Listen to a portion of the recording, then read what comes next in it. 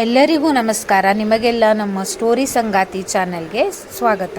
ನಿಮಗೆ ನಮ್ಮ ಕತೆ ಇಷ್ಟ ಆಗಿದ್ದರೆ ಶೇರ್ ಮಾಡಿ, ಲೈಕ್ ಮಾಡಿ ಮತ್ತು ಸಬ್ಸ್ಕ್ರೈಬ್ ಮಾಡಿ. ಬೆರೆತರ ದೇಗಳು ಭಾಗ 16.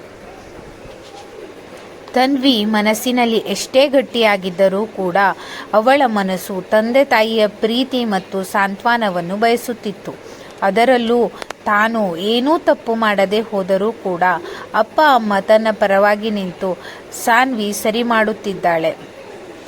ಅವಳು ಅವಳ ಜೀವನದಲ್ಲಿ ಸರಿಯಾದ ನಿರ್ಧಾರವನ್ನು ತೆಗೆದುಕೊಂಡಿದ್ದಾಳೆ. ಅವಳು ನಮ್ಮ ಮಗಳು, ಯಾವತ್ತೂ ದಾರಿ ತಪ್ಪಿ ಹೋಗುವುದಿಲ್ಲ. ಜನ 100 ಹೇಳಲಿ, ನಮ್ಮ ಮಾನ ಮರ್ಯಾದೆಗಿಂತಲೂ ನಮ್ಮ ಮಗಳ ಜೀವನವೇ ನಮಗೆ ಹೆಚ್ಚು ಎಂದು ತನ್ನ ತಂದೆ ತಾಯಿ ಅಣ್ಣ ತನಗೆ ಬೆಂಬಲವಾಗಿ ನಿಲ್ಲುತ್ತಾರೆ ಎಂದು ತನ್ವಿ ಕಲ್ಪನೆ ಮಾಡಿಕೊಂಡಿದ್ದಳು. ಆದರೆ ಅವಳು ಅಂದುಕೊಂಡಿದ್ದೇ ಒಂದು, ಆದದ್ದೇ ಇನ್ನೊಂದು. ಅವಳಿಗೆ ಮನೆಯವರ ಸಪೋರ್ಟ್ ಇರಲಿಲ್ಲ. ಅದನ್ನೇ ರಾತ್ರಿ ಪೂರ್ತಿ ಯೋಚಿಸಿ ಅವಳಿಗೆ ಮಧ್ಯರಾತ್ರಿಯಷ್ಟರಲ್ಲಿ ತಲೆನೋವು ಮತ್ತು ಜ್ವರ ಬಂದಿತ್ತು. ಆದರೆ ಎದ್ದು ಒಂದು ಹನಿ ನೀರನ್ನು ಕುಡಿಯುವಷ್ಟು ಅವಳಿಗೆ ತಲೆ ಸುತ್ತುತ್ತಿತ್ತು. ಅವಳ ಸಹಾಯಕ್ಕೆ ಅಲ್ಲಿ ಯಾರೂ ಇರಲಿಲ್ಲ.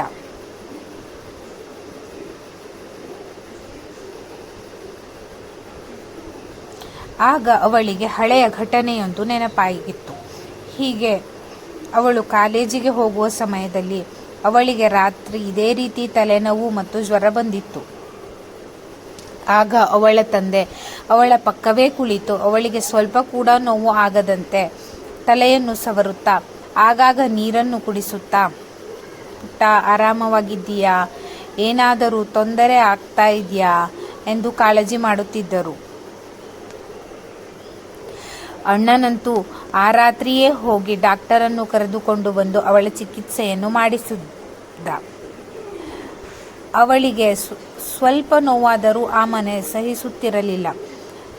ಅವಳಿಗೆ ಸಮಸ್ಯೆ, ನೋವು, ತೊಂದರೆ ಎಂದರೆ ಏನು ಎನ್ನುವ ಕನಿಷ್ಠ ಸಮಸ್ಯೆಯೂ ಬಾರದಂತೆ ಅವಳನ್ನು ಅಷ್ಟು ಮುದ್ದು ಮತ್ತು ಪ್ರೀತಿಯಿಂದ ಸಾಕಿದ್ದರು.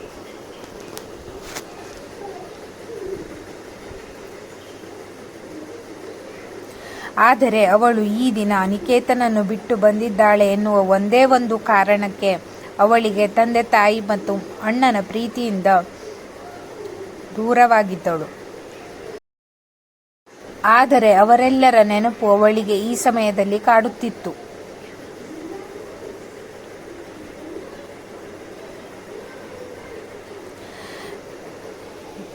ನಾನು ಹೆಣ್ಣಾಗಿ ಹುಟ್ಟಿದ್ದು ತಪ್ಪ, ನಾನು ಅದೆಂತಹ ಪಾಪ ಮಾಡಿದ್ದೇನೆ ಎಂದು ಆ ದೇವರು ನನಗೆ ಈ ರೀತಿಯ ಶಿಕ್ಷೆ ಕೊಡುತ್ತಾ ಇದ್ದಾನೆ. ಮದುವೆ ನನ್ನ ಆಯ್ಕೆಯಲ್ಲ, ಅನಿಕೇತ್ ಕೂಡ ನನ್ನ ಆಯ್ಕೆಯಲ್ಲ. ಹೀಗಿರುವಾಗ ತಪ್ಪಾದ ಆಯ್ಕೆ ನನ್ನ ಜೀವನವನ್ನೇ ನರಕ ಮಾಡಿಬಿಟ್ಟಿತ್ತು. ಅಷ್ಟು ಹಿಂಸೆ ಕೊಡುವ ಗಂಡ, ಪ್ರತಿಯೊಂದಕ್ಕೂ ಬೈಯುವ ಅತ್ತೆ ಮಾವ, ನಾನು ಅಂದುಕೊಂಡ ಜೀವನ ನನ್ನದಾಗಲಿಲ್ಲ ಎಂದು ನಾನು ಆ ಮನೆಯನ್ನು ಬಿಟ್ಟು ಬಂದಿದ್ದು ತಪ್ಪಾಯ್ತಾ? ನನ್ನ ತಂದೆ ತಾಯಿಯ ಪ್ರಕಾರ ನಾನು ಇನ್ನೂ ಆ ನರಕದಲ್ಲೇ ಬಾಳಬೇಕಾಗಿತ್ತ?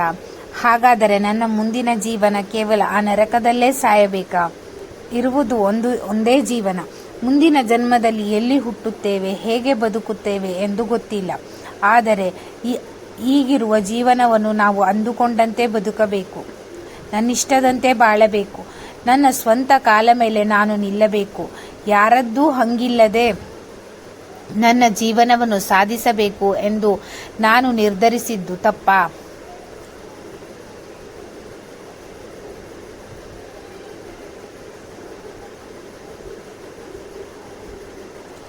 ನನಗೆ ಗೊತ್ತು, ಮದುವೆ ಎನ್ನುವುದು ಒಂದು ಪವಿತ್ರವಾದ ಸಂಬಂಧ ಎಂದು. ಆದರೆ ಆ ಪವಿತ್ರ ಸಂಬಂಧಕ್ಕೆ ಎರಡೂ ಕಡೆಯಿಂದ ಒಪ್ಪಿಗೆ ಇದ್ದರೆ ಮಾತ್ರ ಆ ಮದುವೆಯ ಸಂಬಂಧವನ್ನು ಕೊನೆಯವರೆಗೂ ಉಳಿಸಿಕೊಂಡು ಹೋಗಲು ಸಾಧ್ಯ. ಆದರೆ ಒಬ್ಬರು ಮಾಡಿದ ತಪ್ಪಿನಿಂದ ಇನ್ನೊಬ್ಬರು ಶಿಕ್ಷೆ ಅನುಭವಿಸುವುದು ಎಷ್ಟು ಸರಿ? ಇದರಲ್ಲಿ ನನ್ನ ತಪ್ಪಾದರೂ ಏನಿದೆ? ಅನಿಕೇತ್ ನನ್ನ ಜೊತೆ ಹೊಂದಿಕೊಂಡು ಜೀವನ ಮಾಡಿದ್ದರೆ ನಾನು ಅವನ ಜೊತೆಯೇ ಜೀವನ ಪೂರ್ತಿ ಬದುಕುತ್ತಿದ್ದೆ. ಆದರೆ ನಮ್ಮಿಬ್ಬರ ಸಂಬಂಧ, ನಮ್ಮಿಬ್ಬರ ಯೋಚನೆ, ನಮ್ಮಿಬ್ಬರ ಮನಸ್ಥಿತಿ ಎಲ್ಲವೂ ಬೇರೆ ಬೇರೆಯಾಗಿದೆ. ಕೊನೆಯವರೆಗೂ ನಾವಿಬ್ಬರು ಒಟ್ಟಿಗೆ ಜೀವನ ಮಾಡಲು ಸಾಧ್ಯವೇ ಇಲ್ಲ. ಹೀಗಿರುವಾಗ ಒತ್ತಾಯದಿಂದ ನಾನು ಅನಿಕೇತ್ ಜೊತೆ ಇದ್ದರೆ ಮುಂದೊಂದು ದಿನ ನಾನು ಸಾವಿನ ನಿರ್ಧಾರವನ್ನು ಮಾಡಬಹುದು. ಆದರೆ ಇದೆಲ್ಲವನ್ನು ನನ್ನ ಅಣ್ಣ, ಅಪ್ಪ, ಅಮ್ಮನಿಗೆ ತಿಳಿಸುವುದು ಹೇಗೆ?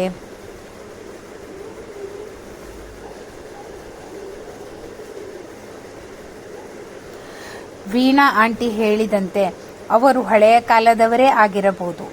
ಅವರು ನಡೆದ ಬಂದ ಜೀವನವೂ ಹಾಗೆಯೇ ಇರಬಹುದು. ಆದರೆ ನಾನು ಅವರ ಹೆತ್ತ ಮಗಳು. ಈ ರೀತಿ ಕಣ್ಣೀರು ಹಾಕುತ್ತಾ ಅವರನ್ನು ಬೇಡಿಕೊಂಡರೂ ಅವರಿಗೆ ತಮ್ಮ ಮಗಳದ್ದು ತಪ್ಪೇನಿಲ್ಲ. ತಮ್ಮ ಮಗಳ ಜೀವನವನ್ನು ಸರಿ ಮಾಡಬೇಕು, ಅವಳೊಂದಿಗೆ ನಿಂತುಕೊಳ್ಳಬೇಕು, ಅವಳು ಬಯಸಿದಂತೆ ಜೀವನವನ್ನು ಕಟ್ಟಿಕೊಳ್ಳಲು ನಾವು ಸಹಾಯ ಮಾಡಬೇಕು ಎಂದು ಅಪ್ಪ ಅಮ್ಮ ಯಾಕೆ ಯೋಚಿಸುತ್ತಿಲ್ಲ?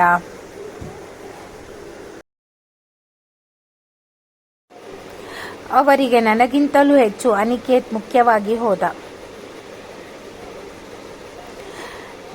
ಎಲ್ಲಕ್ಕಿಂತ ಹೆಚ್ಚಾಗಿ ನನಗೆ ಬೇಸರವಾಗುತ್ತಿರುವುದು ಅಮ್ಮನ ಮಾತುಗಳು. ಅಮ್ಮ ಕೂಡ ಒಂದು ಹೆಣ್ಣಾಗಿ ಅವಳಿಗೆ ಯಾಕೆ ನನ್ನ ನೋವು ಅರ್ಥ ಆಗ್ತಿಲ್ಲ, ನನ್ನ ಕಣ್ಣೀರು ತಿಳಿಯುತ್ತಿಲ್ಲ? ಅವಳು ಕೂಡ ನನ್ನ ಹಾಗೆ ಅದೆಷ್ಟೋ ನೋವುಗಳನ್ನು ಅನುಭವಿಸಿ ಅಪ್ಪನ ಜೊತೆ ಸಂಸಾರ ಮಾಡಿದ್ದಾಳೆ. ಆದರೂ ಅವಳಿಗೆ ನನ್ನ ಕಣ್ಣೀರು, ನನ್ನ ವೇದನೆ, ನನ್ನ ನೋವು, ನನ್ನ ಸಮಸ್ಯೆ ಯಾಕೆ ಅರ್ಥವಾಗುತ್ತಿಲ್ಲ? ಅವರಿಗೆ ಕೇವಲ ಅನಿಕೇತ್ ಒಬ್ಬ ದೊಡ್ಡ ಶ್ರೀಮಂತನ ಮಗ, ತನ್ನ ಮಗಳು ಆ ಶ್ರೀಮಂತಿಕೆಯಲ್ಲಿ ಚೆನ್ನಾಗಿ ಇರುತ್ತಾಳೆ ಎಂದು ಮಾತ್ರ ಯೋಚನೆ ಮಾಡುತ್ತಾ ಇದ್ದಾರೆ ಹೊರತು ಮನೆತನದ ಯಾವ ಮಾನ ಮರ್ಯಾದೆಯನ್ನು ಹೇಗೆ ಉಳಿಸಿಕೊಳ್ಳಬೇಕು ಎಂದು ಯೋಚನೆ ಮಾಡುತ್ತಾ ಇದ್ದಾರೆ ಹೊರತು ತಮ್ಮ ಮಗಳಿಗೆ ಯಾವ ರೀತಿಯ ಮಾನಸಿಕ ಹಿಂಸೆ ಆಗುತ್ತಿದೆ ಎಂದು ಯಾಕೆ ಅವರೆಲ್ಲ ಯೋಚಿಸುತ್ತಿಲ್ಲ?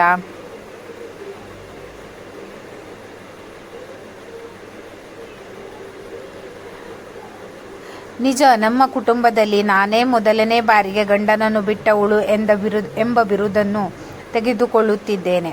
ಆದರೆ ನಾನು ಮೊದಲನೆಯವಳಾದರೂ ಕೊನೆಯವಳೇನೂ ನಾನೇ ಆಗಿರುವುದಿಲ್ಲ ಎಂದು ಯೋಚಿಸುತ್ತಾ ಬೆಳಕಾಗಿತ್ತು. ಆದರೆ ತನ್ವಿಗೆ ಮಾತ್ರ ಸ್ವಲ್ಪ ಕೂಡ ನಿದ್ದೆ ಬರಲಿಲ್ಲ. ಜ್ವರ ನಿಮಿಷದಿಂದ ನಿಮಿಷಕ್ಕೆ ಹೆಚ್ಚಾಗುತ್ತಾ ಇತ್ತು, ವಿನಃ ಕಡಿಮೆಯಾಗುತ್ತಿರಲಿಲ್ಲ.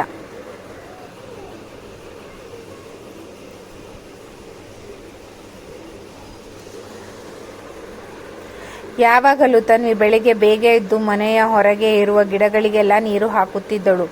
ಅವಳು ಈ ಮನೆಗೆ ಬಂದಾಗಿನಿಂದ ಅದನ್ನು ರೂಢಿಸಿಕೊಂಡಿದ್ದಳು. ಆದರೆ ಈ ದಿನ ನೀರನ್ನು ಹಾಕಿಲ್ಲ ಎಂದು ಗಮನಿಸಿದ ವೀಣಾ ಅವರು, ಅವಳಿಗೆ ಏನಾದರೂ ತೊಂದರೆ ಆಗಿರಬಹುದಾ, ನಿನ್ನೆಯ ಘಟನೆಯನ್ನು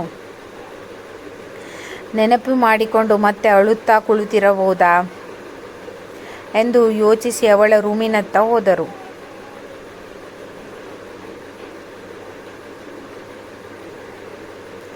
ರೂಮ್ ಹೊರಗಡೆಯಿಂದ ಲಾಕ್ ಆಗಿತ್ತು. ಅದನ್ನು ನೋಡಿ ವೀಣಾ ಅವರಿಗೆ ಗಾಬರಿಯಾಗಿತ್ತು.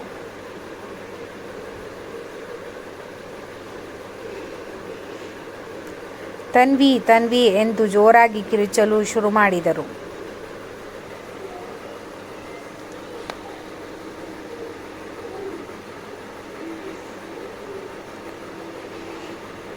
ಅವರ ಕಿರುಚುವಿಕೆಯನ್ನು ಕೇಳಿದ ತನ್ವಿ ಕಷ್ಟಪಟ್ಟು ಎದ್ದು ಬಂದು ಬಾಗಿಲನ್ನು ತೆಗೆದಳು.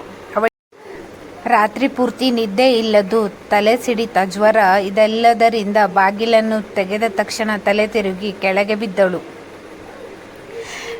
ವೀಣಾ ಅವರು ಜೋರಾಗಿ ಕಿರುಚಿ ಅಭಯ್ನನ್ನು ಕರೆದರು.